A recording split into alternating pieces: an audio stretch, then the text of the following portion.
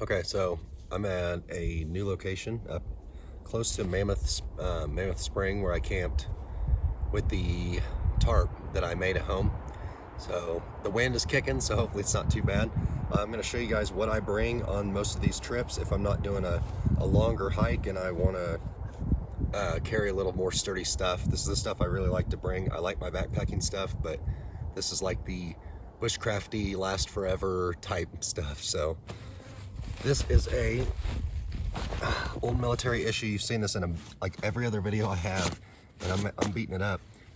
This is a medium ruck. I do not have the frame on it, which sucks because then I don't have a grab handle, but I didn't want the frame on it. So you can carry it without, you just gotta put the straps on the actual bag. So first we have an axe. This is a Haltsbrook axe. And then we'll go to the outside pockets here. I bring, this is a Baco Laplander saw for processing wood and cutting it down if I don't want to chop it with the axe.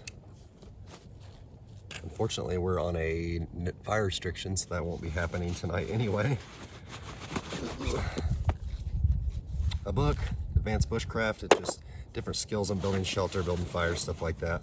Why not read about outdoorsy stuff? Number 36 bank line for cordage. There are ants everywhere. My journal that I write in whenever I go out. And then this little book I actually got for my birthday. It is a survival manual, and it talks about different edible plants, things like that. So that's good stuff too. It's something else to read. That's it for that pouch. This one here, I've got my kuksa that I take on all my trips, and a bunch of ants running around. This is from an MRE, just a snack. It is, well, no, sorry, dehydrated granola and blueberries and milk. So that could be breakfast. It's just something extra I got in there. I've got a thin merino wool beanie, a smart wool beanie, so if it's supposed to cool off in the 40s tonight, and then a pair of leather gloves just for doing woodwork stuff, taking hot pots off the fire, that kind of thing. Next, this is a new thing. It is a beeswax candle. It's called a candle tin, emergency candle, hot burn, large, supposed to burn for 16 hours, but it's the hot burn so you can boil water with it. So I'll probably do that since I can't have a fire. First aid kit and my fire kit. The fire kit I have actually knocked it down a little bit for this pack because I didn't want to bring as much. So what I have in here this time is a couple sticks of fat wood, the fat rope. I've got an extra ferrocerium rod and some jute cord soaked in wax, and the UCO Firestorm matches. Took some of the other stuff out of there because I didn't need quite as much. That's it for that pouch. To get into the main part here, this thing is packed out.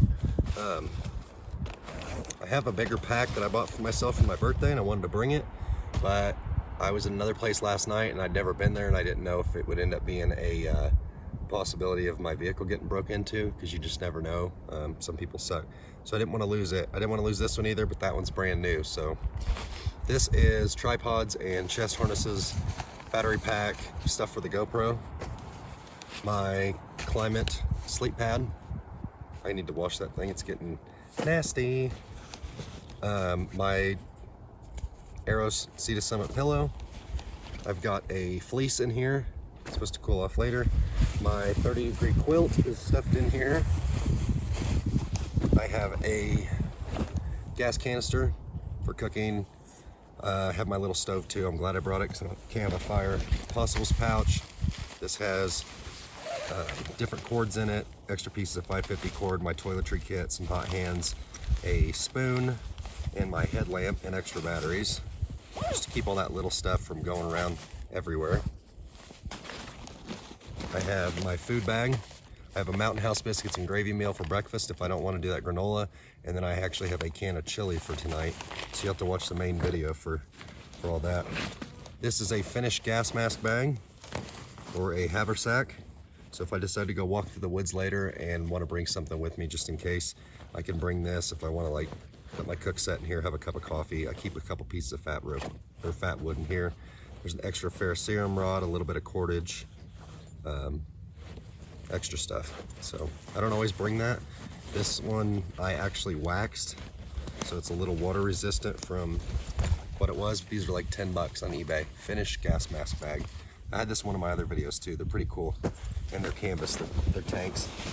And my D&D 3x3 meter or 10 foot by 10 foot tarp. This is what I'm gonna set up tonight. I'm gonna do an Adirondack wind shelter. The wind seems to be coming mostly from behind, directly behind me in that way. So, and then I also have a Tough Possum Gear sit pad, and then it's orange on one side. You can take the pad out and use it for a bag or strap stuff to it type thing. So that is that. I also have a military poncho in here that I'm gonna use for ground cloth. Over here is a stainless steel Nalgene. It's full. I keep them all full before I head out. And then my Joe Robinette Bushcraft Solo Cook Pot. So it's got handles on it and a bail to hang it for. And then there's also holes if I want to strain it. This thing has seen some action. I scrub it every time I go home with steel wool, and it's still nice and stained, so I like it. It just shows that you use your gear. It's stainless steel, so it doesn't hurt anything. So that is pretty much it. I also, on my person, set this down, have a fire steel and my Bushcraft black knife, my Mora Bushcraft black knife. So it's got some sticky on it from the last time I was getting pine tar.